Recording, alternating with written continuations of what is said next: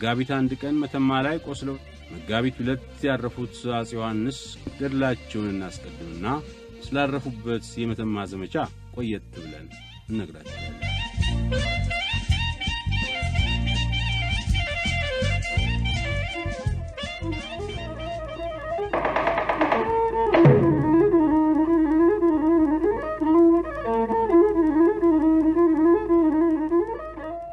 እንደ አውሮፓ አቆጣጠር ከ1797 እስከ 1840 ግብጽን የገዛው መሐመድ አሊ የግብጽን መንግሥት አቋቁሞ ከጨረሰ በኋላ ለግብጽና ለሱዳን ሕይወት የሚሰጠውን የአባይን ምንጭ በእጅጉ አድርጎ ለመቆጣጠር ለግብጽና ለሱዳን ሕይወት የሚሰጠውን የአባይን ምንጭ በእጁ አድርጎ ለመቆጣጠር እንዲመቸው የመተማን ወሰን አልፎ የኢትዮጵያን ግዛት በወረረበት ጊዜ ራስ አሊ ለወቅቱ ኃያላን ለፈረንሳይና ለእንግሊዝ ነገሥታት ጽፈው በእነዚህ አገሮች ግፊት ነበር ሐሳቡን ያቆመው። መሐመድ አሊ በ1840 ሞቶ የልጁ ልጅ አባስ ስልጣን ቢይዝም እሱ ከልማትና ከስልጣኔ ይልቅ ሃይማኖት አጥባቂ ነበር።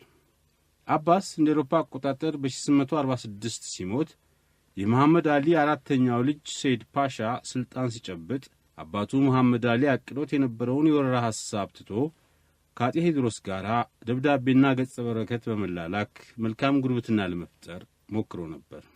ሰይድ ፓሻ የስዊስ ካናልን አስከፍቶ በሀገሩ ብዙ መሻሻል አሳይቶ እንደ አውሮፓ አቆጣጠር 1855 አረፈ። ከሱ በኋላ ሌላው የመሐመድ አሊ የልጅ ልጅ የኢብራሂም ልጅ አህመድ ሊተካው ሲዘጋጅ እሱም በድንገተኛ አደጋ አረፈና የሱ ታናሽ ወንድም እስማኤል ስልጣን ያዘ።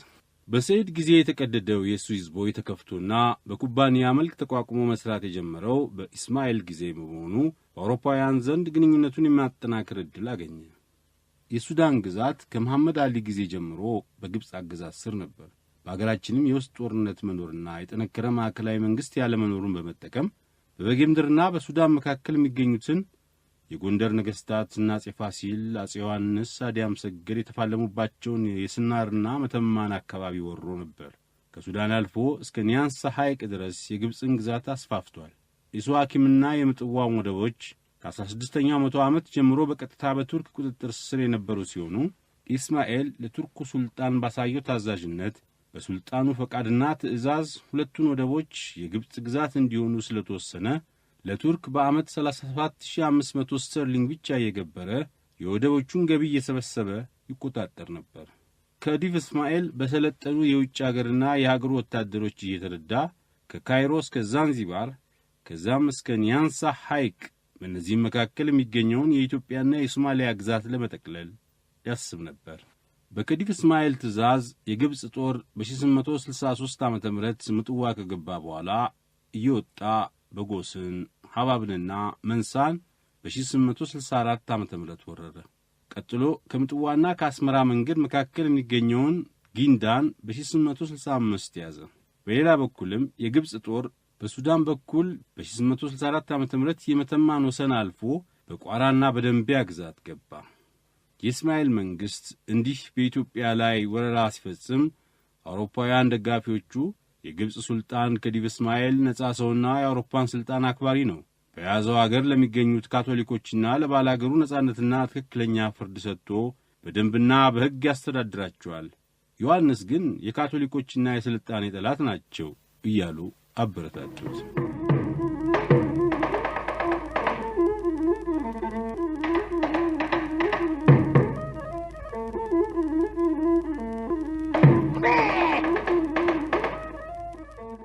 ግብጾች መረርና ከረር ባሉ ቁጥር የኢትዮጵያ ነገሥታት የአባይን ወንዝ እንዘጋባቸዋለን እያሉ ሲያስፈራሩ፣ ከግብጽም በኩል ቤተ ክርስቲያናቸውን የሚመራውን ጳጳስ አንልክላችሁም እያሉ እየዛቱ ቆይተው ነበርና ከዲፍ እስማኤል በምዕራብ ኢትዮጵያ ያለውን የወርቅ ማዕድን በእጁ ለማድረግ በተለይም ደግሞ ለረጅም ዘመናት የግብጽ መሪዎች የሚያልሙትን የአባይን ምንጭ ይዞ በቁጥጥር ስር የማድረጉን ጉዳይ በቀላሉ የሚፈጽም መሰለው። በኢትዮጵያ ሰሜንና ምስራቅ የሚዘምት የግብጽ ጦር ከተሰናዳ በኋላ በምስራቅ በታጁራ በኩል ለሚዘምተው ዋና መሪ ሞንሲንጀር ፓሻ፣ በሰሜን በኩል በዜላ ለሚዘምተው ራፍ ፓሻና የሱ ምክትል የዴንማርኩ ተወላጅ ኮሎኔል አራንድሮፕ እንዲሆኑ ተመደቡ። በ1868 ዓ.ም መስከረም 17 ኮሎኔል አራንድሮፕ የጦሩ የበላይ አዝማች ሆነና መስከረም 26 ቀን 1868 ምጽዋ ገብቶ ሲደራጅ ቆይቶ በጥቅምት 14 ቀን ሰሃጢንና ዶጋሊን አልፎ ጊንዳ ደረሰ። የግብጽ ጦር ግማሹ ሐማሴን ግማሹ አካለ ጉዛይ ሲገባ ገዢዎቹ ደጃች ገብሩና ደጃች ማሩ በንጉሠ ነገሥቱ አፄ ዮሐንስ ትእዛዝ ግዛታቸውን እየለቀቁ ወደ አድዋ ወደ ንጉሠ ነገሥቱ መጡ። ጦሩም ጉዞውን ቀጥሎ መረብ ወንዝ ደረሰ። በምጽዋ የፈረንሳይ ቆንስል ደሳርዜክ በዚሁ ጊዜ የፈረንሳይ መንግሥት መልእክት ይዞ ወደ አድዋ መጥቶ ከንጉሠ ነገሥቱ ጋር ሆኖ ሁሉንም ይመለከት ነበርና ስለ ጉዞውና ስለ ጦርነቱ አጀማመር ሲጽፍ እንዲህ ብሏል።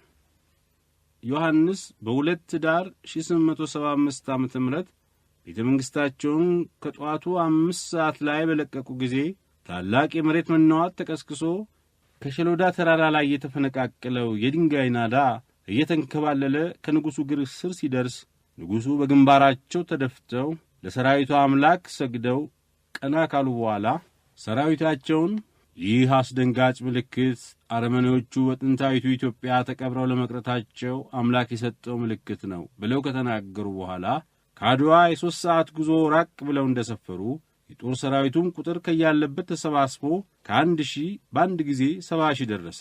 አቡነ አትናቴዎስም ከንጉሡ ጋር በመተባበር ወታደሩን አበረታቱ። ከዚህ በኋላ የሁለቱ ሀገራት ሰራዊቶች ጉንደት ላይ ተያዩ። አሬንድሮፕ ግማሹን ጦር በጉንደት ትቶ ኮንት ዘኪ ወዳለበት ወደ ክሳ ኢቃ እንደተደባለቀ ኢትዮጵያውያኑ ተጠግተው በኃይል ውጊያ ጀመሩ። እርሱም መጀመሪያ ያሰበውን ማጥቃት ትቶ ምቹ ስፍራ ይዞ መከላከል ጀመረ። ነገር ግን በኢትዮጵያውያኑ በነሻለቃ ሉላ፣ በነደጃች አጎስ፣ በነደጃች ተሰማ የሚመራው ጦር ወታደሩን ስለፈጁት ካለበት ስፍራ ለቆ ወደ ጉዳ ጉዲ ሸለቆ ተዛውሮ የ1 ሰዓት ጦርነት እንደተደረገ ግብጾቹ ሙሉ በሙሉ ተሸነፉ። አሬንድሮፕ ከጦርነቱ ሜዳ ላይ ሙቶ ተገኘ።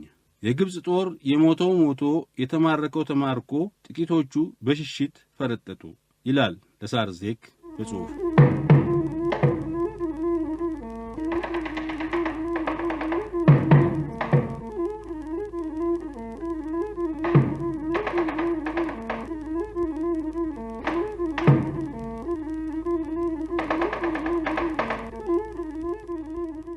የመጀመሪያው የጉንደት ጦርነት በኢትዮጵያ አሸናፊነት እንደተፈጸመ አፄ ዮሐንስ በድል አድራጊነታቸው በመጠቀም ወደ ቦጎስና ምጽዋ አልተጓዙ። ወደዚያ ለመሄድም ብዙ የሚገጥማቸው ችግር ነበር። አንደኛው ቁጥሩ መጠነኛ ቢሆንም የግብጽ ጦር በቦጎስና በምጽዋ ወደብ ይገኝ ነበር። ሁለተኛ ከ50 እስከ 70 ሺህ የሚደርስ ጦር እንደያዙ ከደጋው ከሐማሴን ወደ ቆላው ምጽዋ ቢወርዱ ለሰራዊቱና ለከብቱ የሚበቃ የእህልም የሳርም የውሃም ስንቅ ይቸግራል። የመጀመሪያውን ድል እንዳገኙ ወደፊት ተገፍተው ወደብ በመያዝ ከሌሎቹ መንግስታት ጋር ጠብ እንዳይፈጠርም አስበው ጉዳዩን ከመኳንንቶቻቸው ጋር መክረው ሁሉንም ትተው ወደ አድዋ ተመለሱ። በግብጽ በኩል የጉንደቱ ሽንፈትና የነ ኮሎኔል አሬንድሮፕ ሞት በካይሮ እንዳይሰማ በጥብቅ ተከለከለ። የግብጾች በኢትዮጵያውያን መሸነፍ ውርደት ስለሆነ አፄ ዮሐንስን እንደገና በመውጋት ትምህርት ሰጥቶ ለመቅጣት የሚችልና የግብጽን ክብር የሚመልስ ከፍ ያለ የጦር ድርጅት በትጋት ይካሄድ ጀመር። በዚሁ አይነት ካይሮ ላይ ዝግጅቱ በህዳር ወር ላይ እንደተጠናቀቀ እንደ አውሮፓ አቆጣጠር ዲሴምበር 1875 ጦሩ ምጽዋ ገባና በጃንዋሪ ወር ወደ አስመራ ወጥቶ ጉራ ደረሰ። አፄ ዮሐንስ ቢጠሩ ለማይሰሙት የእንግሊዝና የፈረንሳይ መሪዎች እዩልኝ ፍረዱኝ እያሉ ሲጻጻፉ የግብጽ ጦር መሪ ራቲብ ፓሻ በጉራ ምሽጉን እየሠራ መድፍና ሮኬት ጠምዶ ይጠባበቅ ጀመር። ባለፈው የጉንደቱ ጦርነት አሸናነፉን ያውቃልና ኢትዮጵያውያንን በሜዳ ላይ ፊት ለፊት የመግጠሙን አደገኛነት ተገንዝበዋል። ኢትዮጵያውያኑም ወደ ምሽጉ ሄደው መውጋቱ አደጋ መሆኑ ስለገባቸው ሁለቱም ቅርብ ለቅርብ እየተያዩ ሳይዋጉ ብዙ ጊዜ አሳለፉ። በመጨረሻ ግን የጦርነቱ ጊዜ መራዘም ለሁለቱም ወገን ተዋጊዎች በስንቅና በውሃ ረገድ ብዙ ጉዳት የሚያስከትል መሆኑ ተሰማቸው። በማጆር ሐሰን ጉትጎታ የግብጽ ጦር ከምሽጉ ወጣ እንዲል ሲደረግ የአፄ ዮሐንስም ጦር ከሰፈረበት ቦታ ተንቀሳቀሰ። የአፄ ዮሐንስ ጦር ተነቃንቆ በ5 ረድፍ ተጉዞ የሁለቱ ወገን የጦር ሰራዊት በመጋቢት 7 ቀን 1868 ዓ.ም ውጊያ ገጠሙ። ለ4 ሰዓታት ያህል እንደተዋጉ ግብጾች ወደ የምሽጋቸው እየሮጡ መግባት ጀመሩ። የኢትዮጵያ ወታደር ግን እስከ ምሽጉ ድረስ እየተከታተለ ብዙውን የግብጽ ወታደር ፈጀ። ምሽግ የገቡትም መልፍ እየተኮሱ ብዙ ኢትዮጵያውያንን ፈጅተዋል። በሜዳ የሰፈረው የግብጽ ጦር ቢሸነፍም በምሽግ ያለው ወታደር 2 ቀን ድረስ ሊደመሰስ አልቻለም ነበር። በዚህ በሁለተኛው ጦርነት መሸነፍ ሳቢያ ከካይሮ እስከ ዛንዚባር ወይም ከሜዲትራኒያን ባህር እስከ ህንድ ውቅያኖስ ሊዘረጋ ታስቦ የነበረው ሰፊው የግብጽና የመሪው የእስማኤል የቄሳር ግዛት የምኞት ዓላማ ከሸፈ። ከውጊያው በኋላ ልዑል ሐሰንና ዋና አዝማች ራቲቭ ፓሻ ጥፋቱ ያንተ ነው፣ የለም ያንተ ነው በመባባል ከተጨቃጨቁ በኋላ ራቲቭ ሳይወድ በግዱ ሁኔታውን ለግብጹ መሪ ለኢስማኤል በቴሌግራም አሳወቀ። ከብዙ ባጭሩ እንዲህ ብሎ በመጋቢት 6 ቀን 1876 የጠላት ጦር ወደ ቀይ ኮር መጓዙን እንደሰማሁ ጀነራል ሎሪንግና ኮሎኔል ዳይነት አደገኛ መሆኑን አጣርቼ ብነግራቸውም እምቢ ብለው ስለተወቱ አንደኛ ከእነርሱ ጋር በስምምነት እንድሠራ ከበላይ ትእዛዝ ስለተቀበልኩ፣ ሁለተኛ ጊዜው ስላጠረ እሺ ብዬ በማግስቱ ከምሽግ ወጥተን ስንጓዝ ንጉሡ ዮሐንስ በተመለከተን ጊዜ ወደ ቀይ ኮር መጓዙን ትቶ 250,000 ጦሩን እንደያዘ ወደ እኛ ቀልበስ ብሎ ገጠምንና የኛዎቹ በጀግንነት የጠላትን ጦር ገጥመው ታላቅ እልቂት ሆኖ ወደ ኋላ እንዲያፈገፍግ አደረጉት። ግሩም የሆነ የጨበጣ ጦርነት ነበር። ልዑል ሐሰን ራሱ በእጁ የጠላትን ብዙ ወታደሮች ገሏል። ቢሆንም ከኛ ወገን የ7 ባታሊዮን ጦር ፈርሶ 19 መድፎች ተማርኮብናል። ጀንበር ወደ መጥለቅ ስታዘነብል ወደ ምሽጋችን ገባን። በዚህ ሰፊ ራፖር እንደዘረዘርኩት ቅድሚያውን የዚህ ጦርነት መሸነፍ የደረሰው በጀነራልና በኢታማጆር መሆኑን በግልጽ አመለክታለሁ።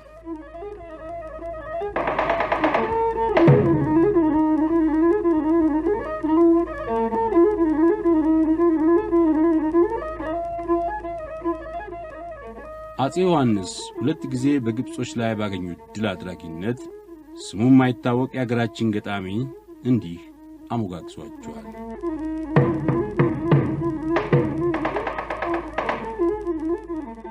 ከላይ የወረደው ከጽዮን መቅደስ በአባቱ ሚካኤል በእናቱ ስላስ አጨደው ከመረው ያን ያዛብ ገብስ አሊሙ ነፍጠኛ አጤ ዮሐንስ።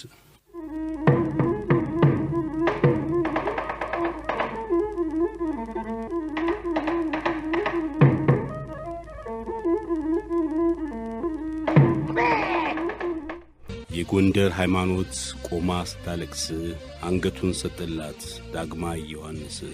እጅግ ደስ ይለኛል ያንተ ስም ሲነሳ የቁና አፈር ንጉሥ አንተ ነው ካሳ።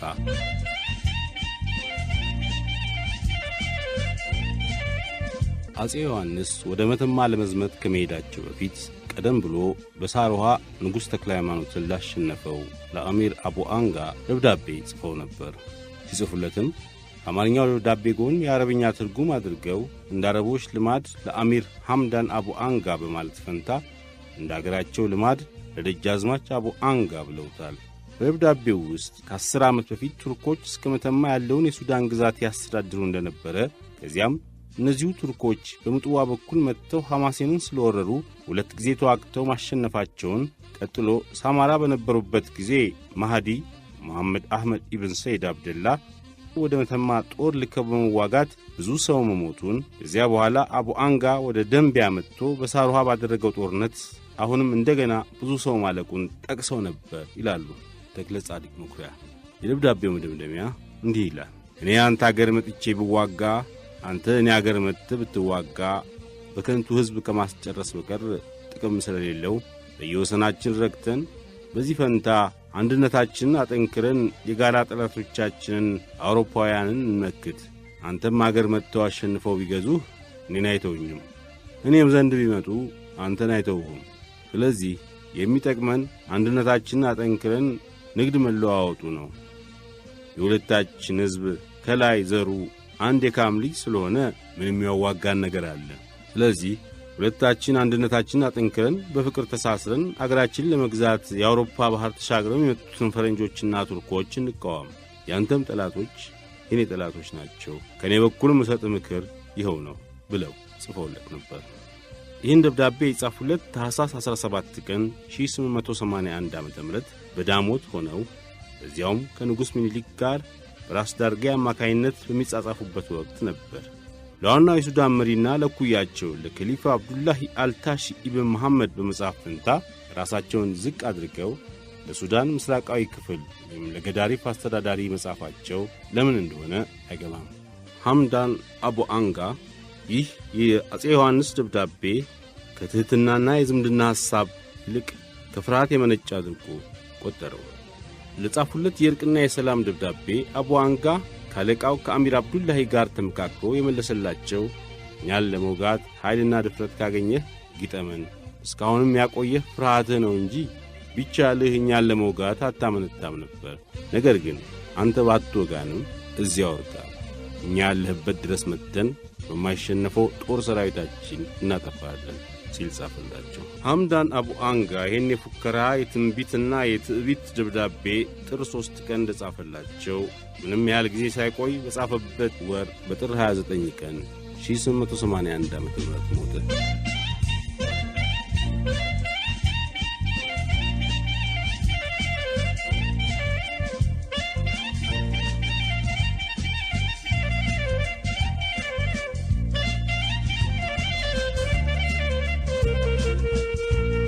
አፄ ዮሐንስ ሰራዊታቸውን እንዳስከተሉ በመኳንንቶቻቸው ታጅበው ሲሄዱ ከጦሩ ብዛት የተነሣ የምድሩ ትቢያ እንደ ደመና ሆኖ ፀሐይን እንደ ከልላት፣ ንጉሠ ነገሥቱም የካቲት ወር ሲያልቅ ወደ መተማ አካባቢ በደረሱ ጊዜ መጣው ታጠቅ፣ እንደ ሌባ በድንገት መጣብኝ እንዳትለኝ ብለው ለዘኪ መላካቸውን ታሪክ ጸሐፊዎች ጽፈዋል። በእርግጥም የአፄ ዮሐንስ ከነጦራቸው መምጣት በመተማና በምድሮማን በተሰማ ጊዜ በደርቡሾች ዘንድ ሽብርና ድብልቅልቅ መፈጠሩን አዝማቹ ዘኪ ቱማልም የወታደር አለቆቹን ሰብስቦ ጠላቶቻችንን እንዴት ሆነን እንቆያቸው፣ በውጪ ወይስ በቅጥር ውስጥ ብሎ ምክር ቢጠይቅ በሜዳ ተሰልፈን የቆየናቸው እንደሆነ ሀበሾች ፈረሰኞች ናቸውና በፈረስ አጎዳ ይጥሱናል። ስለዚህ እዚሁ አጥራችን ምሽጋችን ውስጥ ተሰልፈን ብንቆያቸው ይሻለናል ብሎ መከረ። ዘኪም ሰራዊቱን ሊያስቆጥረው 85,000 መድረሱን ይህን ጦር ባጥር በምሽግ ውስጥ አሰልፎ በተረፈ በየገበያውና በየመንደሩ አዋጅ ነጋሪ እየሰደደ ነጋዴውን ከንግዱ ላይ ገበሬውን ከእርሻው ላይ ያስነሳና የጦር መሳሪያ እያስያዘ ማሰለፉን ወደ አምድሮማን ለከሊፋ አብዱላሂ መልእክት ልኮ ወዳጃ ሲዘህ ጸልይልኝ፣ ረዳትም ላክልኝ፣ ወደ ሀበሾች ሰላይ ልኬ ነበርና ብዛታቸው እንደ ሰማይ ኮከብ እንደ ባሕር አሸዋ ነው ብሎ መላኩን ጽፈዋል። በኢትዮጵያውያን በኩል የጦር አሰላለፍ ከሦስት ላይ ተከፍሎ ራስ መንገሻ በቀኝ፣ ራስ ኃይለ ማርያም ጉግሳ በግራ ሆነው በመካከል ራሳቸው ንጉሠ ነገሥቱ ነበሩ ይባላል። እዚያ አኳኋን በመጋቢት 1 ቀን 1881 ዓ.ም ቅዳሜ ዕለት ጠዋት በ3 ሰዓት ላይ ጦርነቱ ተጀመረ። ብላቴን ጌታ ሆይ የመተማውን የጦርነት አጀማመር ሲጽፉ እንዲህ ብለዋል። በመጋቢት 1 ቀን ቅዳሚት ጦርነት ተጋጠሙ። ከሰራዊቱም ብዛት የተነሣ ትቢያ እንደ ደመና እየሆነ ሰውና ሰው በጣም አይተያይም ነበር። በአንድ አፍታ የከተማውን ቅጥር ግንብ ጥሰውት ገቡ። በዚያን ጊዜ በከተማው ውስጥ ያሉት የሴቶች፣ የሕፃናቱ፣ የሽማግሌው፣ የባልቴቱ ጩኸትና ለቅሶ ጀግናው ሲፎክርና ሲያቅራራ ድምጡ የተደበላለቀ የክረምት ነጎድጓድ ይመስል ነበር ይባላል። በብርቱ ጦርነት ከተዋጉ በኋላ ግን የከተማውን ቅጥር በአንድ ወገን ጥሰውት ገቡ። በከተማው ውስጥ ያለ ሰው ሁሉ እየወጣ እንዲሸሽ ቤቱንና ቅጥሩን አቃጠሉት። በአንድ ወገንም ዘልቀው ግምጃ ቤቱን ያዙት። የአቦ አንጋንም አጽም ለማቃጠል ቤቱን ሁሉ ይቀሰቅሱ ነበር። ይህንንም ያሰቡት ምክንያት አቡ አንጋ ጎንደርን አጥፍቶ ሊቃውንቱን ሁሉ በሳት አቃጥሏቸው ነበርና የዚያን ብድር ለመመለስ ነበር። ነገር ግን አፄ ዮሐንስ ምንም ጠንክረው ቢዋጉ ድል ማድረግ ያለ እግዚአብሔር ፈቃድ አይሆንምና ድል ለማድረግ ጥቂት ሲቀራቸው በጠመንጃ ቆሰሉና ወሬው ያን ጊዜውኑ በየሰልፉ ውስጥ ተሰማ። መኳንንቱም ወታደሩም ከቅጥሩ ውስጥ እየወጡ መሸሽ ጀመሩ። በውጊያው ላይ የደርቡሹ መሪ ከሊፋ አብዱላሂ በጦሩ ግንባር አልነበረም። እሱ እንዳልነበረ እያወቁ ራሳቸው በመዝመት ፈንታ ራስ አሉላም ቢቀሩ ራስ ቢትወደድ ኃይለ ማርያም ወይም በትልቁ ራስ አርያ መሪነት በቂ ጦር ልከው እርሳቸው ደብረ ታቦር ወይም ጎንደር ላይ ሆነው ለመዋጋት ቢችሉ የተላከው ጦር እንኳን ቢሸነፍ አዲስ ያልተዋጋ ጦር ይዘው እንደገና ለመሄድ በቻሉ ነበረ።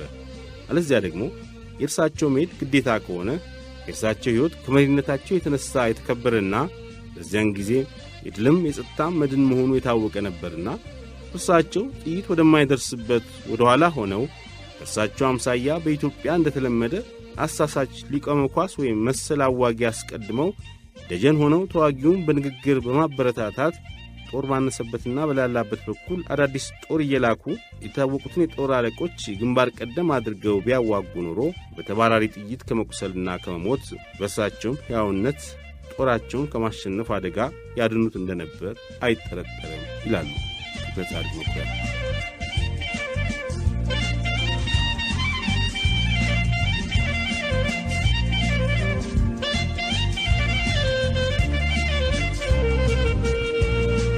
ቴዎባልድ የሚባለው የውጭ አገር ጸሐፊ በበኩሉ ዘመሃዲያ በሚባለው መጽሐፉ የዚህን የመተማን ጦርነት ሁኔታ ባተተበት ምዕራፍ ላይ ዘኪቱ መሃል የአበሾቹ የጦር ኃይል በጣም ከፍተኛ መሆኑን በመገንዘብ ያተኮረው ከመከላከል ላይ ብቻ ነበር።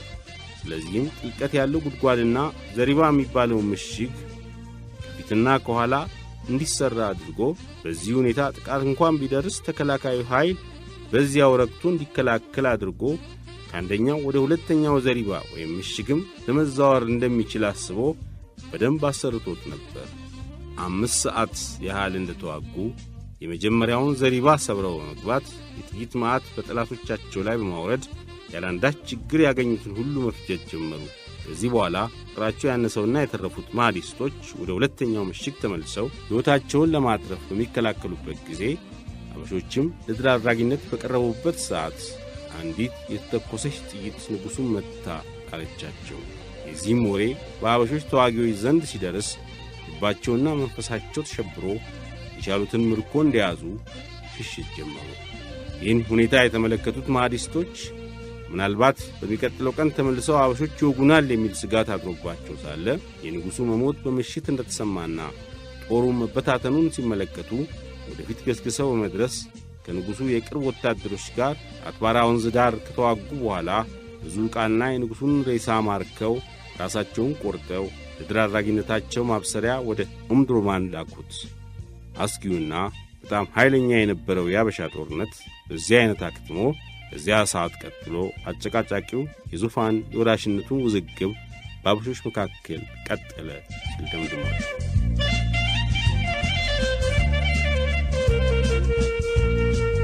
ንጉሠ ነገሥቱ መጋቢት 1 ቀን ቅዳሜ በመተማ ተዋግተው ከቆሰሉ በኋላ በሽሽት ጉዞ ላይ እሁድ መጋቢት 2 ቀን በተወለዱ በ54 ዓመታቸው በነገሱ በ18 ዓመት በ1881 ዓ.ም አርፈዋል።